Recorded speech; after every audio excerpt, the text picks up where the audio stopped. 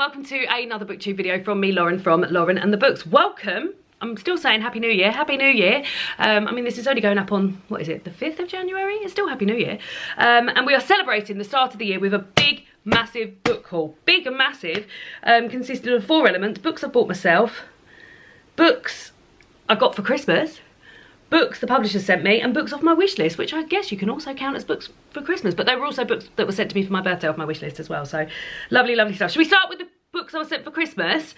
Very, very exciting. So David's mum, oh, I've got a cookbook which I need to show you as well. 2 seconds.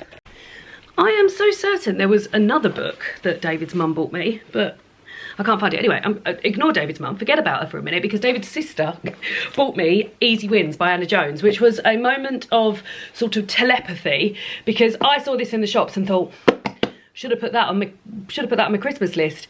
And David's sister Kelly, David's other sister Vicky, had bought it and said, I think Lauren would really like that, and then Kelly bought it for me. So telepathy worked a treat. It is merely the, as I said, this is going up on the 5th of January. I've already made 2 things out of this and had a lovely time. On New Year's Eve, David and I had tray baked lemon dal with pickled green chilies. We didn't have the pickled green chilies because neither of us could handle it. And then we had, and we've got the leftovers tonight, of a bean stew. Can she find white bean and pickle stew, which was lovely. Had that yesterday on New Year's Day, and we'll be having the leftovers tonight. So highly recommend. Both things I've made out of it so far have been absolute bangers. And yeah, it was just, when I was looking through it, I was thinking all of these things are really great. This is vegetarian cooking. And yes, lots of lovely stuff. Set into quite unusual chapters, I guess, because the chapters are lemons, olive oil, vinegar, mustard, tomatoes, caper, chili, tahini, garlic, onions, miso, peanuts. But it's also got some really interesting stuff in here about like replacing what you might replace the taste of meat, so like bacon for example, and replacing that with maybe smoked paprika and things like that, but also like how to cook flexibly. And I think I'm going to really get a lot from this, having already cooked 2 things from it and loved it. So there we go, that's the first thing. She can't stop talking about it. Right, the ones that David's mum got me were The Colour Purple by Alice Walker, which I have read, but many, many years ago on holiday, when I was on holiday with my friends Dolores and Liz, and I've completely forgotten about it. In fact, to the point where I didn't even remember that it was a novel written in letters. What is the word I'm thinking of that? Because I love that word. Come on, one of you will know. David, could you just Google and tell me what the word is for a novel written in letters, please? And whilst we do that, we'll move on to the next one. The next one was one I hadn't heard of. It was The Yellow Kitchen by Margot Villeron, a novel of friendship, food and belonging. So feeling very excited about that. A yellow kitchen stands as a metaphor for the lifelong friendship between 3 women. Claude the baker, he's going to tell me. Epistolary. Thank you, because I didn't know how to pronounce it. Oh, it just come to me all of a sudden. Claude the baker, goal-orientated Sophie and political Julia.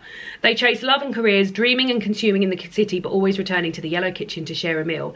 That is until a trip to Lisbon unravels unexplored desires between Claude and Sophie. Having sex is one thing, waking up the next day after the beginning of something is the beginning of something new.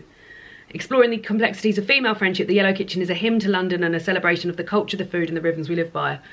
Well done, David's mum. That sounds amazing. I've never heard of it, so very excited. And then also I've got The Catcher in the Rye by J.D. Salinger, which I've also not read.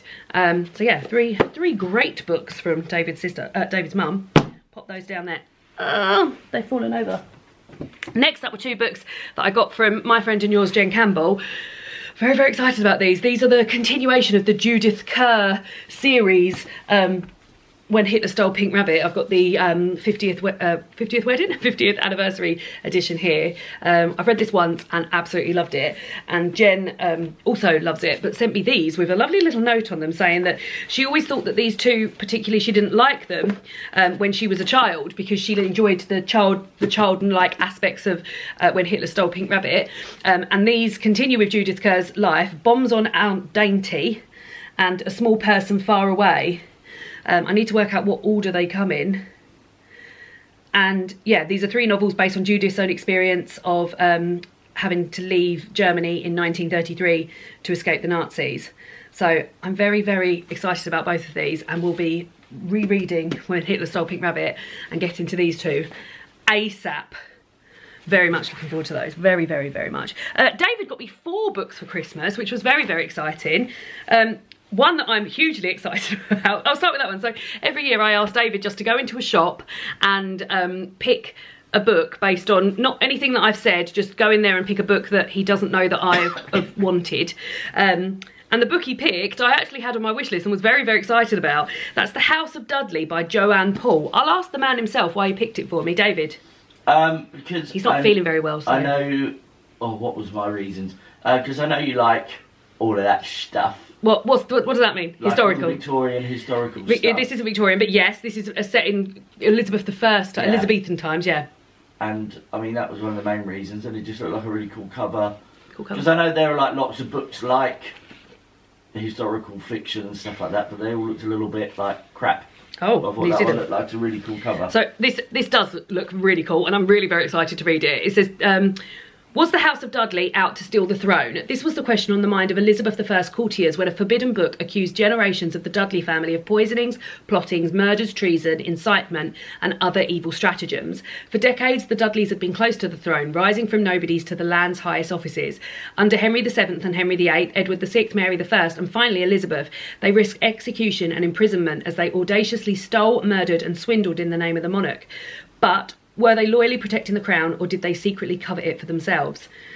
So yeah, I mean, this looks so exciting. It also, like, I feel like it maybe bridges the gap, but it sort of sits somewhere between fiction and non-fiction, because when I opened it up, it read like a novel, but then it looks really,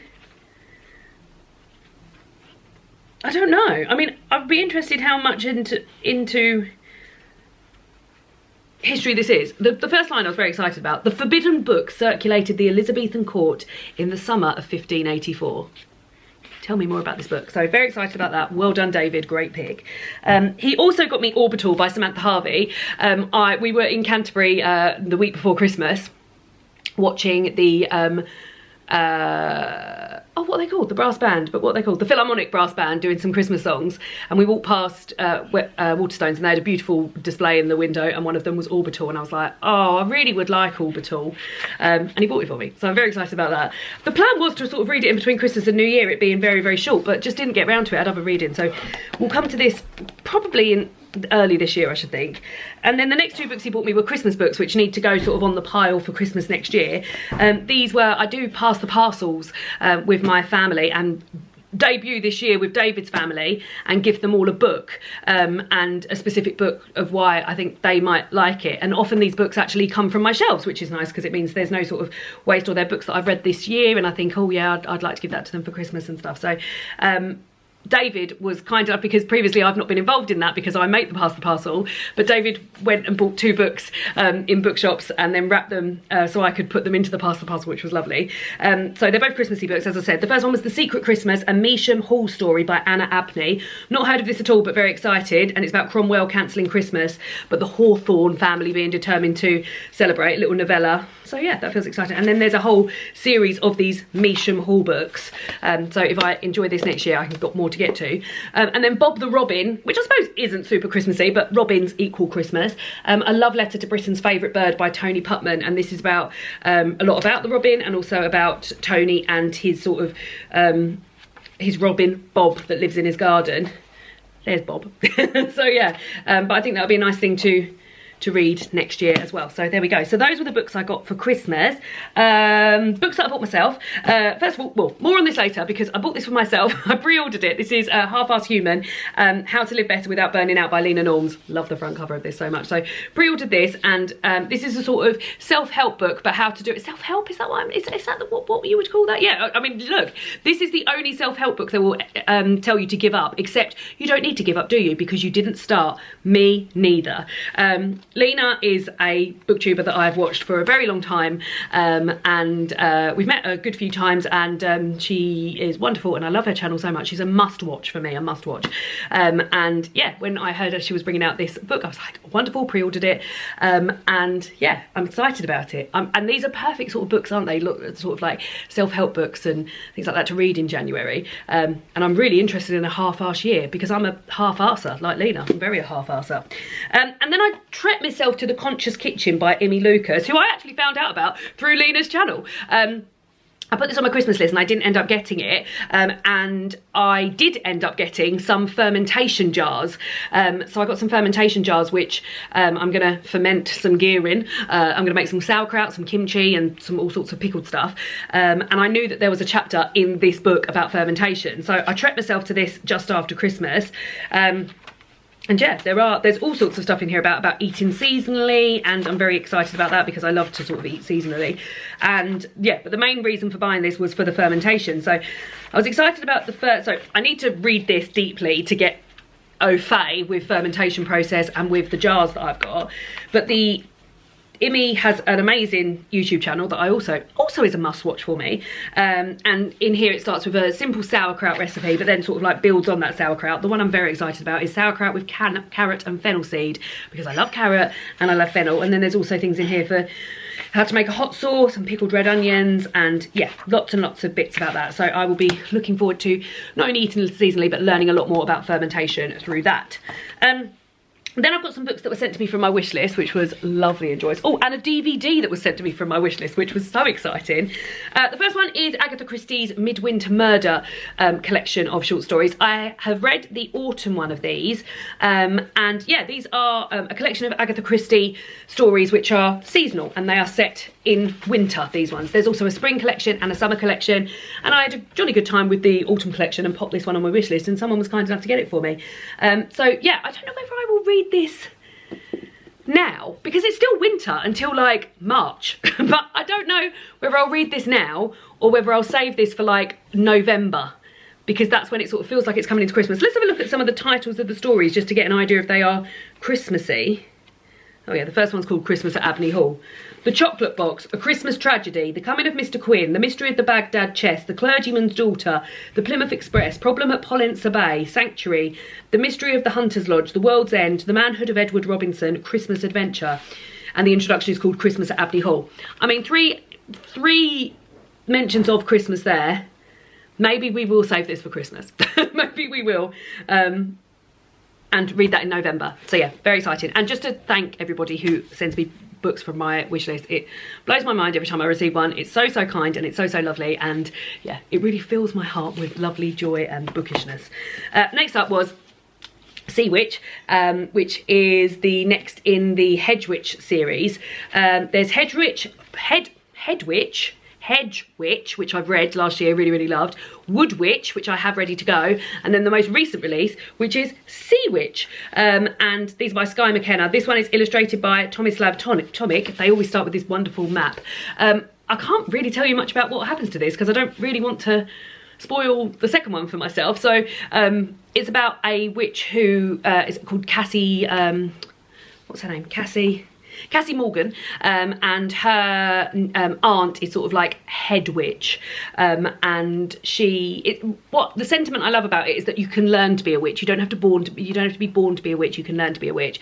And the first book was really cozy and really autumnal and lovely, and about friendship and learning, which I love, and I loved it. So yeah, I've got the second book to read and then move on to the third one. This is massive compared to the other two. I mean, I know it's a hardback, but yeah, lovely middle grade. Would highly recommend. Then there is that DVD I was mentioning. I've got the DVD of the Cazalets, which I'm so excited to watch. I'm not back at work until sort of a couple of days after David goes back to work, so I might treat myself one of the days to watching this. How long is it? I bet it's long. 324 minutes. Maybe I won't treat myself to the whole thing. It's got Joanne Paul in it as well. The Cazalets, you may well know, was a series of books that I read last year, and they were my favourite books of the year. Absolutely loved them. A series of 5 books. 1, 2, 3, 4, 5. And I've heard rumour that the estate, Elizabeth Jane Howard, who wrote the Cazalets Chronicles, has now died. But I've heard rumour that there is a book being commissioned by the estate to be written by somebody else. I can't remember who it is, but yeah, but there was a series made of it. It's got Hugh Bonneville in it amongst other people. Like I said, Joanna Paul is in it. That looks like the woman who plays Princess Mary in The Crown, whose name I always forget. But yeah, I loved the series, so hopefully I will love the TV adaptation as well. Then I got up The Arsonist City by Hala Alyan. This is, says here, the the Nazar family, a Syrian mother, a Lebanese father and 3 American children, is spread across the globe. Still, they've always had their ancestral home in Beirut, but following his father's recent death, Idris, the family's new patriarch, has decided to sell. They convene in Beirut, united against Idris in a fight for the house. They all have their secrets, lost loves, bitter jealousies, abandoned possessed passions, deep-set shame. That distance has helped smother. But in a city smouldering with a legacy of war, the changing landscape of refugees, religious tension and political protest, their secrets ignite, imperiling the fragile ties that hold this family together. Oh, it's really heavy. It's published in America, so it's like one of those floppy paperbacks. But yeah, there we go. Very excited about that. And then I've been sent, so excited, Nigel Slater's Greenfeast for the autumn and winter months. I love Nigel Slater. I mean, if this is the second video of mine you're watching this year, you'll know that my favourite book of the year was one of Nigel Slater's books. And I love the fact that he celebrates seasonal cooking so much, as I mentioned earlier with Imi's book. But this is all set in autumn and winter, and I am very, very excited to sort of flick through, find something to cook. It's set into sort of like things to cook on the hob, things to cook on the oven, sweet potato and puff pastry. It's very sort of simple. A lot of the recipes have no more than sort of 8. Beetroot, sauerkraut and dill. I can make that when I've made my sauerkraut. Tahini, sesame and butternut. That looks like a soup. Lovely. On the hob, here we go, we're on the hob. Aubergine, tomato and coconut milk. Yeah, a lot of these things have barely any ingredients and just look delicious. Polenta, garlic and mushrooms. Yes, please. So yeah, so thank you to everybody who sent me a book from my wish list. Lovely, lovely stuff. And we will just end with the books that have been sent from me from the publisher.